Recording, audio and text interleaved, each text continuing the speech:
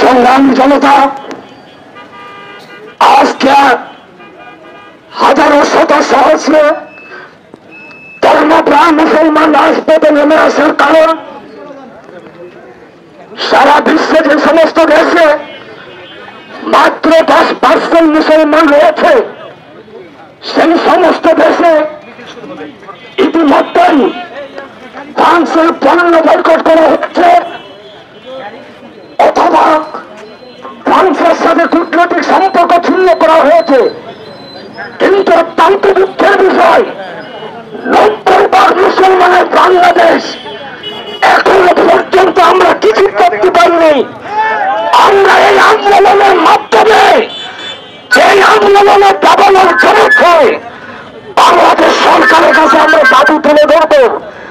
যদি আপনি দাবি মেনে না নেন, আজকে যে আন্দোলনের দাবানল শুরু হয়েছে, এই আন্দোলনের দাবানল কোনদিন দাবিয়ে রাখতে পারবেন না। সম্মানিত জনতা, এক্ষুনি বিক্ষোভ শুরু হবে।